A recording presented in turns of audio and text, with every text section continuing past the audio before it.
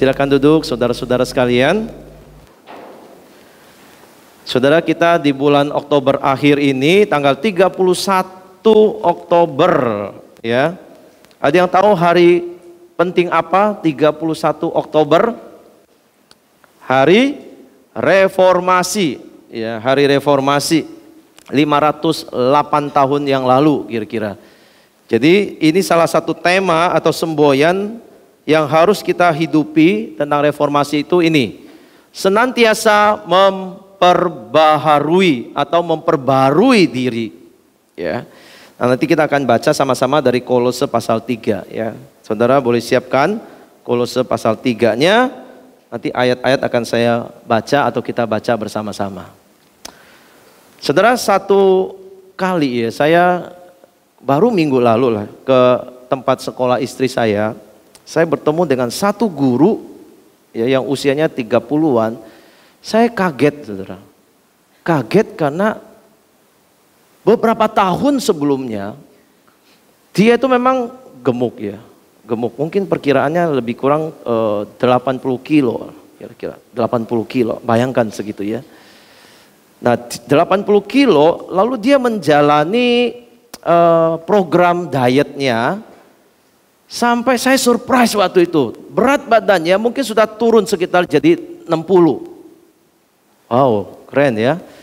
Dan saya tanya istri saya, itu orang bisa berubah begitu, biayanya berapa? Dia habiskan kira-kira puluhan juta untuk ikut satu program diet dari 80 kilo turun jadi 60 kilo. Wah, saya bilang ini lebih ideal buat dia gitu ya. Bagus, ya sudah bagus, tinggal dipertahankan, ya. Nah, minggu lalu saya ke sana. Saya kaget. Kenapa kagetnya?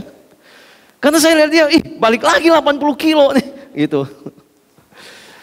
Saya tanya istrinya, apa yang terjadi? 2 tahun yang lalu saya ketemu dia di event sekolah, bagus gitu ya, posturnya. Kok kemarin ketemu balik lagi ke semula 80 kilo. Dia bilang. Saya cuma jawab, nggak tahu lah ya. Apa yang terjadi. Sia-sia puluhan juta dikeluarkan untuk program.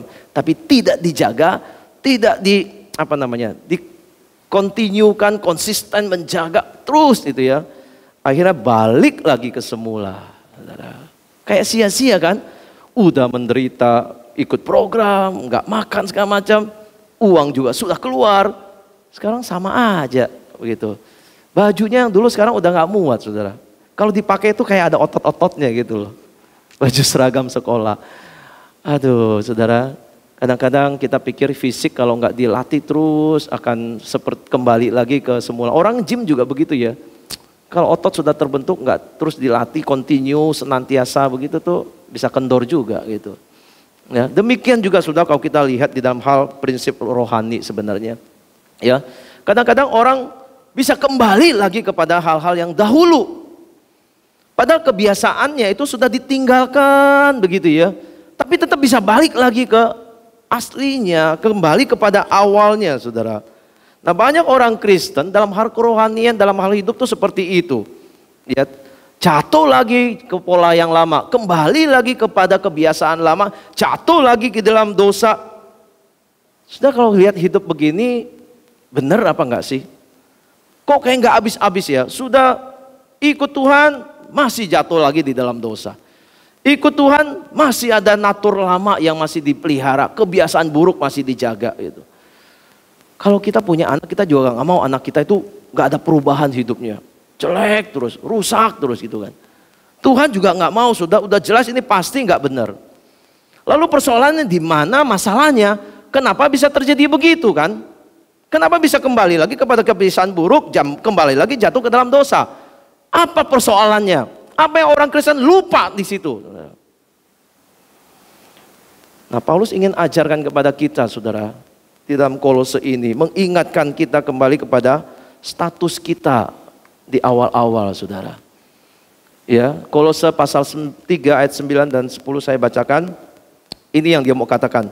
Jangan lagi kamu saling mendustai karena kamu telah menanggalkan manusia lama serta kelakuannya dan telah mengenakan manusia baru yang terus menerus diperbaharui untuk memperoleh pengetahuan yang benar menurut gambar Khaliknya. Paulus bilang, kamu telah, kata telah itu menunjukkan sudah terjadi. Kamu telah menanggalkan manusia lama dan kelakuannya. Ya. Jadi kita sebenarnya sudah menanggalkan manusia lama. Dan jemaat Kolose ini ketika Paulus tulis ini, dia ingin mengajak jemaatnya tanggalkan itu. Kamu sudah tidak lagi menjadi manusia lama. Tanggalkan segala sesuatu yang sifatnya duniawi gitu loh. Maka di ayat awalnya yang tadi saya baca ayat 9 dan 10 itu di tengah-tengah perikop ini. Di ayat 5 ya, coba kita baca sama-sama. 1 2 3. Karena itu matikanlah dalam dirimu segala sesuatu yang duniawi, yaitu percabulan, kenajisan, hawa nafsu jahat, dan juga keserakahan yang sama dengan penyembahan berhala. Semuanya itu mendatangkan murka Allah atas orang-orang durhaka. Dahulu kamu juga melakukan hal-hal itu ketika kamu hidup di dalamnya. Tetapi sekarang buanglah semuanya itu, yaitu geram, marah, geram, kejahatan, fitnah, dan kata-kata kotor yang keluar dari mulutmu. Dan janganlah saling mendustai, karena kamu telah menanggalkan manusia lama serta kelakuannya. Sudah, manusia lama ini sudah berlalu, dan ini yang dimurkai Tuhan, ini yang Tuhan akan hukum. Ini tidak menjadi bagian daripada hidup orang Kristen lagi. Jelas ini sudah ditanggalkan. Maka dia bilang, matikanlah dalam dirimu segala sesuatu yang duniawi ini. Matikan. Artinya tidak ada urusan lagi dengan manusia lama. Tidak ada hubungan lagi. Ini putus total, final dengan semua status-status lama kita, saudara. Kenapa kita harus demikian, saudara? Menanggalkan manusia lama ini. Karena sebenarnya kita di dalam Tuhan itu sudah manusia baru. Kita punya manusia baru. Makanya Paulus bilang, kenakan manusia baru ini. Ya. Mengenakan manusia baru itu satu tindakan yang memang dibuat, disengaja. Seperti menanggalkan manusia lama itu seperti menanggalkan baju lama, baju kotor. Itu ditanggalkan, dilepaskan. Sekarang kamu sudah menerima atau mengenakan manusia baru, pakaian baru, jubah baru dari Tuhan. Nah, ini status kita, sekarang kita ingat baik-baik. Orang Kristen, orang percaya Tuhan, dia adalah manusia baru. Bukan lagi manusia lama. Itu. Sudah percaya nggak? Sudah percaya Tuhan Yesus? Siapa yang percaya Tuhan Yesus? Wah, angkat tangan lah ya. Kamu percaya Tuhan Yesus? Kalau percaya Tuhan Yesus, karya Tuhan Yesus itu, kematian dan kebangkitannya itu melahirbarukan saudara, ada kelahiran baru, ada perubahan statusnya. Saudara percaya nggak ini? Nggak ada yang angkat tangan. Kalau percaya Tuhan Yesus, tapi kenapa nggak yakin saya manusia baru? Gitu. Ini kan terjadi secara bersamaan. Ketika kamu percaya Tuhan Yesus, kamu dilahirbarukan. Hati kamu jadi disucikan, itu. Status kamu jadi manusia baru. Yakin nggak? Nah, di sini nih, jangan-jangan persoalannya, saudara. Kita percaya Tuhan Yesus, tapi nggak ingat status kita ini orang baru atau manusia baru. Ya, ini starting pointnya dari sini. Kita harus punya mindset ini. Saya manusia baru. Ngomong sama diri sendiri coba. 1, 2, 3. Saya manusia baru. Saya bukan manusia lama lagi. Saya bukan. Kok bukan manusia lama? Betul ya? Saya sudah menanggalkan manusia lama. Ayo. Ini biar nggak ngantuk ini ya. Saya sudah menanggalkan manusia lama, ya. Saya sudah mengenakan manusia baru. Saya bukan manusia lama lagi. Itu. Nah, saudara, apa arti manusia baru, saudara? Manusia baru ini kita harus sadar. Kalau sudah terima manusia baru, apa yang harus dilakukan? Ini yang sering diabaikan. Ya, percaya Yesus, jadi manusia baru. Tidak berhenti sampai manusia baru. Pikiran kita tidak boleh berhenti, saya manusia baru, sudah cukup. Saya sudah diselamatkan Tuhan, saya sudah diperbaharui, that's enough gitu. Enggak, saudara. Ibarat saudara sudah terima baju baru, apa yang harus saudara lakukan? Kita tidak boleh kembali mengotorinya, bukan? Dikasih baju baru, dipakaikan baju baru, pola hidup lama yang dulu guling-gulingan di lantai kayak anak kecil ya, pakai baju guling-gulingan, itu sekarang ditinggalkan. Kebiasaan berdosa, perilaku berdosa itu harus ditanggalkan. Dan sesuaikan dengan baju barumu. Kamu harus hidup lebih bersih sekarang. Hidup lebih menjaga diri. Hidup jauh dari hal-hal yang kotor, yang najis gitu. Ya, ini baju sudah Tuhan karuniakan. Jubah kebenaran, jubah kesucian. Jubah kekudusan, saudara punya status itu. Jangan dikotori. Jangan kembali kepada tabiat lama. Jangan mempertahankan yang lama. Di sini problemnya orang Kristen. Dia kalau sadar dia manusia baru, dia harusnya berjalan menuju hidup yang baru itu. Bukan kembali ke yang lama, saudara.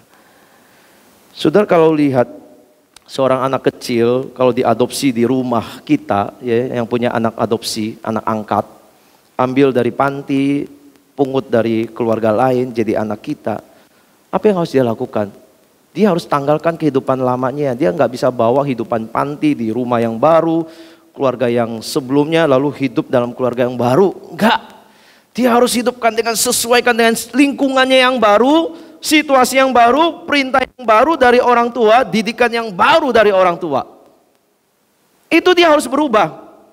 Gak bisa dia hidup kotor-kotor lagi, tidak terdidik di jalanan, di panti misalnya kayak gitu ya. Yang kurang diperhatikan. Sekarang dia harus ikutin aturan di rumah yang baru, di keluarga yang baru. Kan seperti itu. Dan ini bukan 1-2 hari atau 1 minggu dia ikuti dan minggu lalu, minggu depan dia kembali lagi seperti itu. Gak seperti itu. Statusnya sudah berubah jadi anak adopsi di keluarga yang baru. Dan itu harus selalu hidup seperti itu. Kalau kita diadopsi sama Tuhan sebagai anak-anak Tuhan, hidupnya harus seperti anak Tuhan. Bukan anak dunia lagi. Dan inilah yang disebut dengan terus menerus mengenakan manusia baru. Terus menerus diperbaharui. Status sudah baru. Sekarang mulai jalanin hidupnya. Memang masih bisa kotor-kotor dikit, najis-najis dikit. Tapi jangan berhenti. Ini proses transformasi, perubahan yang berkelanjutan. Bahkan sampai kita mati. Belum tentu ini selesai. Belum tentu selesai. Dan Tuhan mau kita menjalaninya. Apa sih tujuan Tuhan? Kira-kira kita disuruh menjalani proses begini? Enggak banyak orang suka dengan proses ini. Apa target Tuhan sebenarnya? Target Tuhan itu ini, saudara. Ya.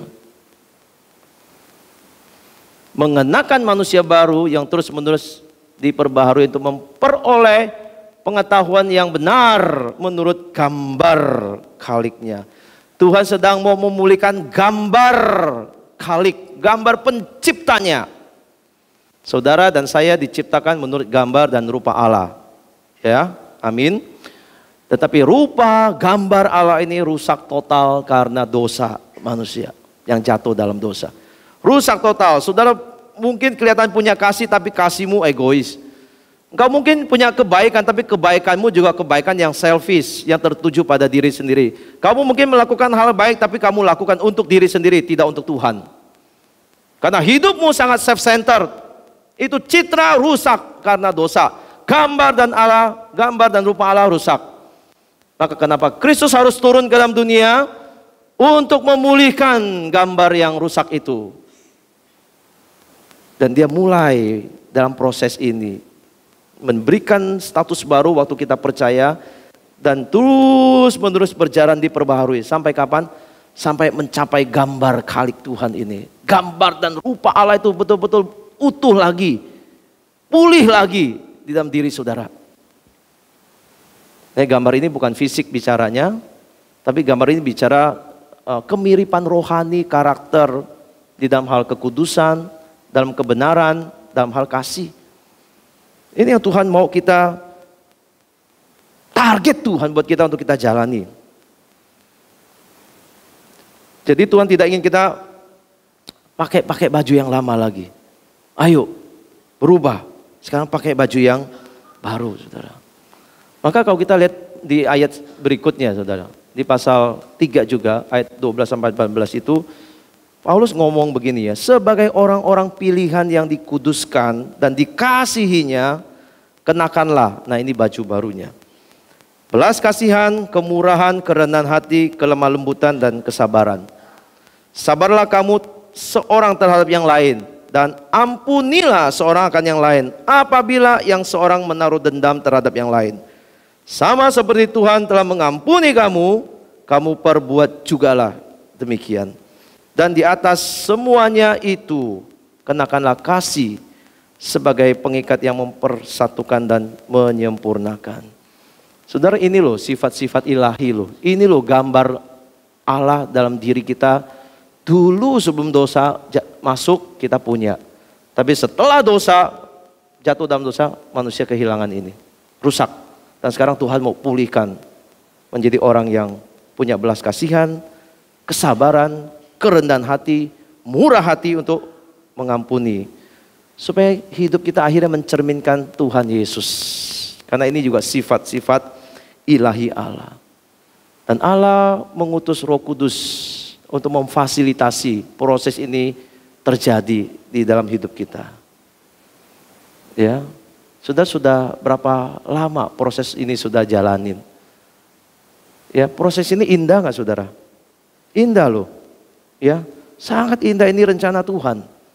Tujuannya untuk membuat kita serupa dengan Dia. Kan nggak ada orang mau hidupnya merencanakan diri menjadi jahat gitu ya, rusak gitu kan. Semua orang ingin hidupnya itu baik, jadi berkat, bermanfaat, berguna. Dan itu memang tujuan Tuhan dan rencana Tuhan. Dan ini indah sekali saudara. Sampai Dia menggaransi ini dengan memberi Roh Kudus untuk bisa terus saudara mengalami ini. Dan apa yang Tuhan rencanakan terjadi, tercapai.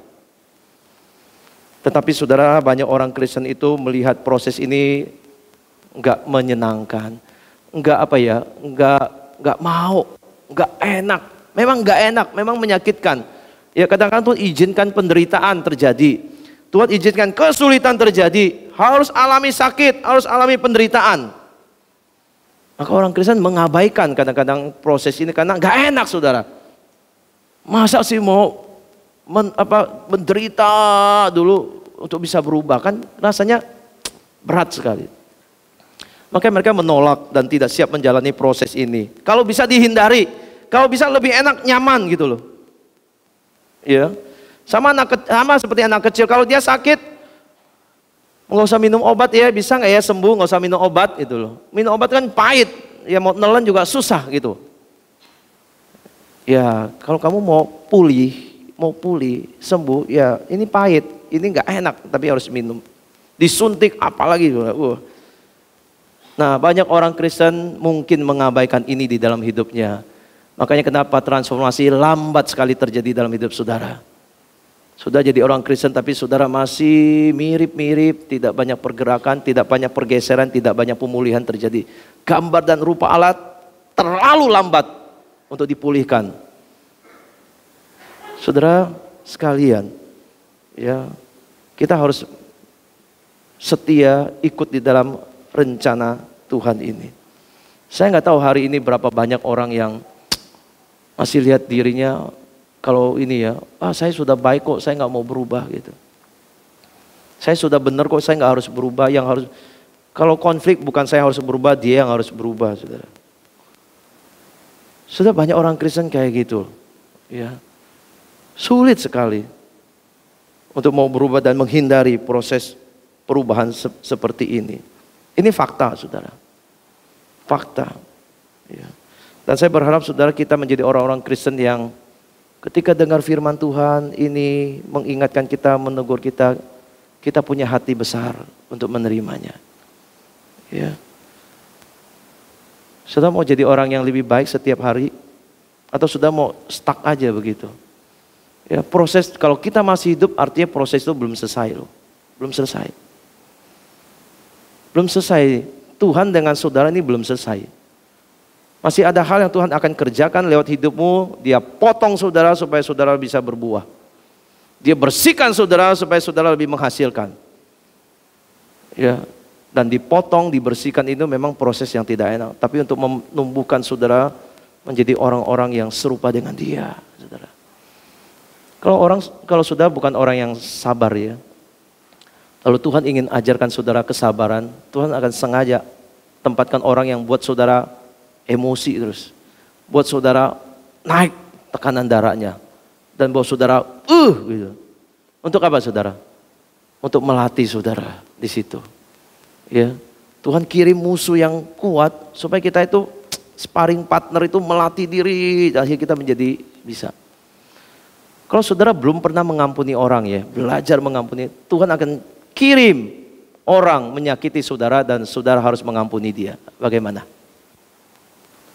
Saudara akan bergumul berhari-hari untuk bisa mengampuni dia. Kalau saudara bisa sampai mengampuni orang itu, saudara bertumbuh rohaninya. Betul? Kalau sudah hadapin orang, terus dibutuhkan kesabaran, terus lama-lama mungkin awal emosi, tapi lama-lama saudara mulai bisa mengendalikan diri dan bisa memahami dia dan bisa lebih sabar, saudara bertumbuh. Saudara mengalami perubahan. Saudara diperbaharui, ditransformasi di situ. Ya, kalau ngadapin orang jengkel, saudara kayak marah terus ya. Lama-lama saudara tahu bagaimana mengendalikan diri. Nah, saudara bertumbuh di situ. Mau diperbaharui dan itu terjadi, saudara. Sekalian. Tuhan sebenarnya punya rencana indah dalam hidup saudara, lebih indah daripada hari ini. Menjadikan saudara lebih baik daripada saudara yang hari ini. Lebih indah daripada saudara yang hari ini.